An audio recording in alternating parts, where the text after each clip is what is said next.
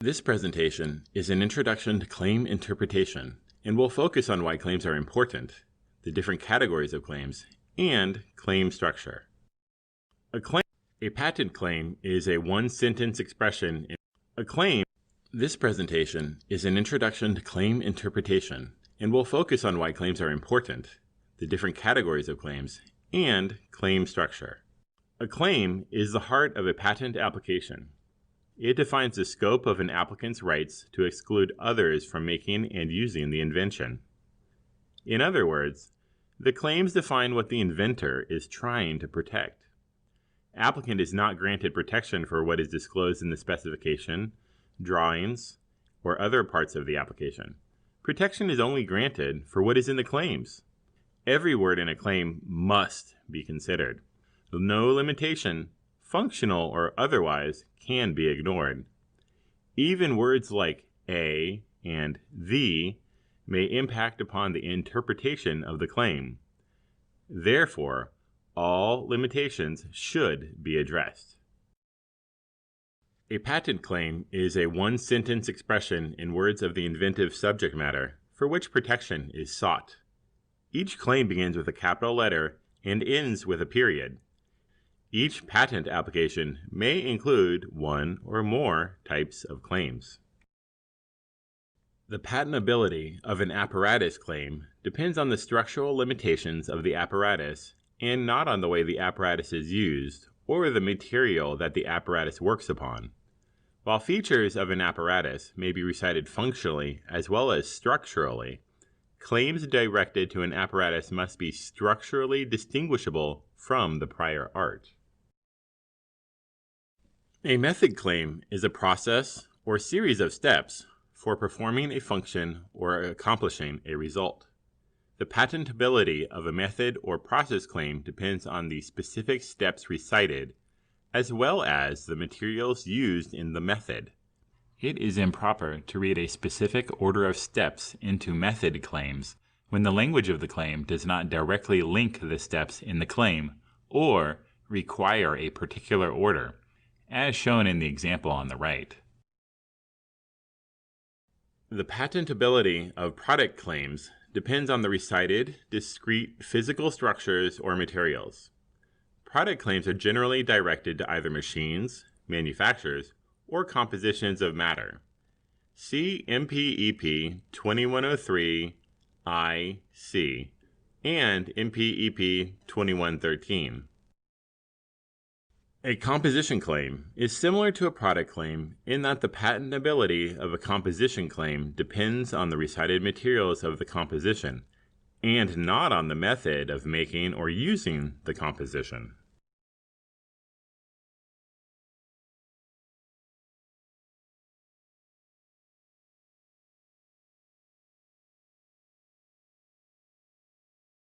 A claim must particularly point out and distinctly claim the subject matter which applicant regards as his or her invention or discovery.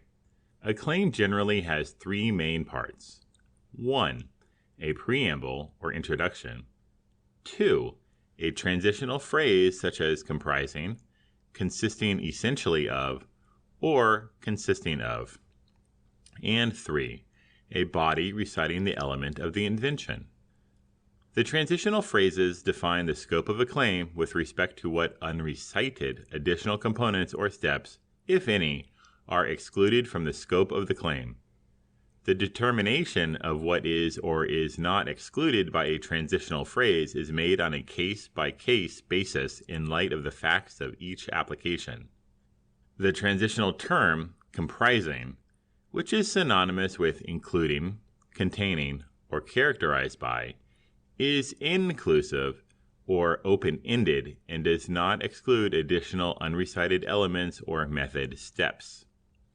The transitional phrase, consisting of, excludes any element, step, or ingredient not specified in the claim.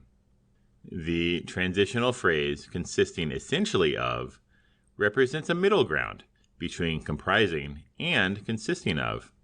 It limits the scope of a claim to the specified materials or steps, and those that do not materially affect the basic and novel characteristics of the claimed invention.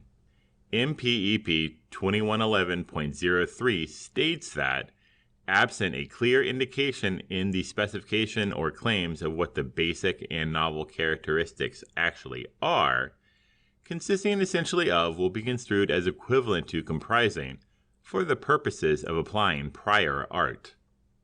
If you see other language, such as characterized by or including in a claim, these terms are also considered to be open and equivalent to comprising. Example 1 is directed to an apparatus claim. The preamble of the claim is a chair. Comprising is the transitional phrase and is open-ended and does not exclude additional unrecited elements. The remainder of the claim is the body. In this example, does the preamble of the claim, a chair, give any structure to the claim? Or is it understandable without the preamble?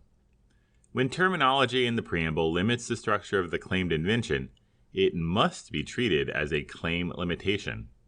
In this instance, the breadth of the claim is broad enough to encompass many things including a chair. In other words, if the preamble recites a device instead of a chair, the claim would still encompass a chair. Continuing with example 1, what features of the claim should be given patentable weight? Take a moment to diagram or draw a picture of this claim. Ask yourself, what features does this claim require? Remember that this chair or article must have a flat top and a plurality of, or two or more, legs attached to one side of the top.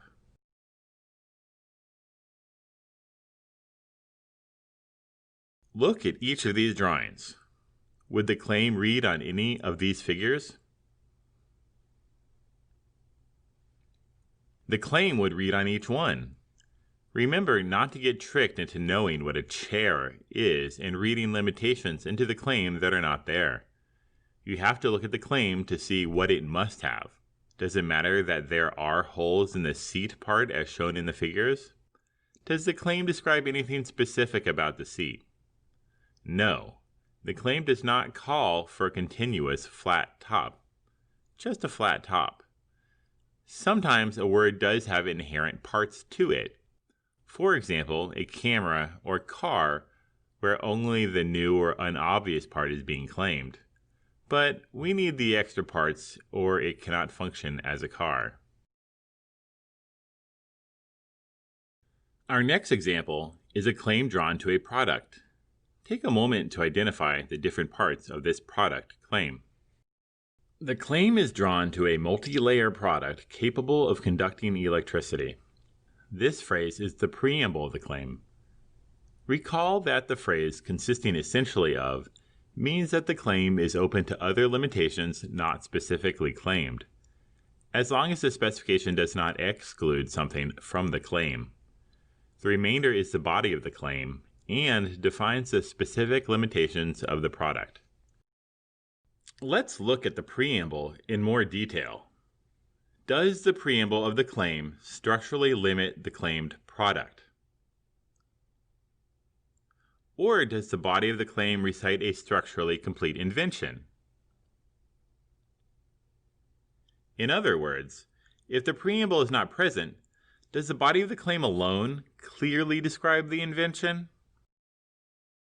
Do you need the phrase, a multi-layer product capable of conducting electricity, to understand what is being claimed? Or can the claim be understood just by the language in the body of the claim, or is the preamble needed?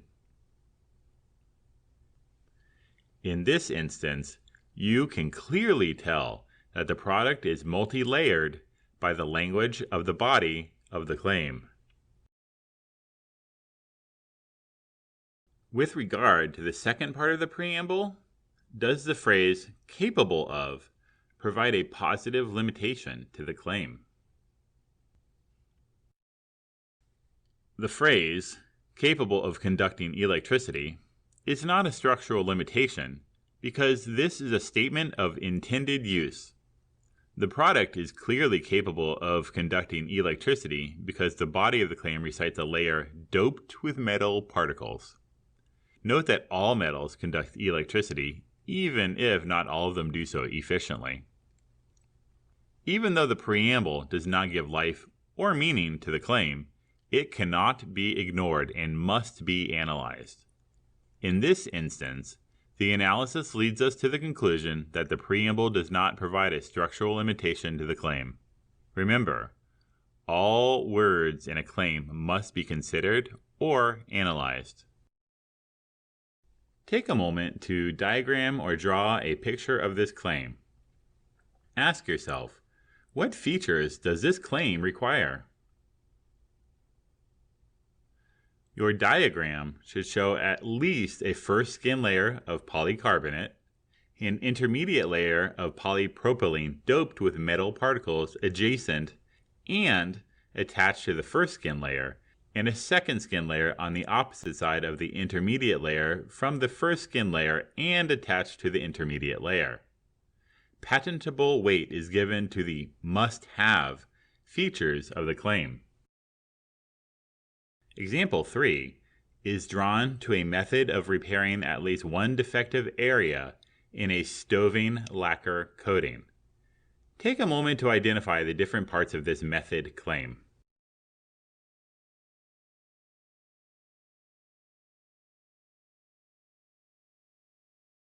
Here, we have the transitional phrase consisting of.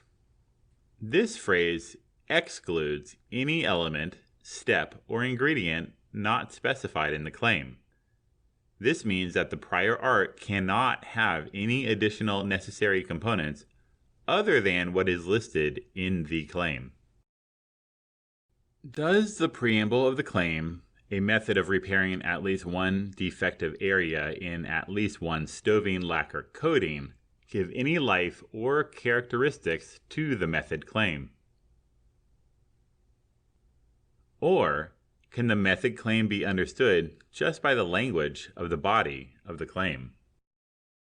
In this instance, the preamble does make a difference. We cannot tell from the language in the body of the claim that the method is to repair at least one defective area in a stoving lacquer coating. Take a moment to diagram or draw a picture of this claim. Ask yourself, what steps does this claim require? Again, patentable weight is given to the must-have steps of the claim.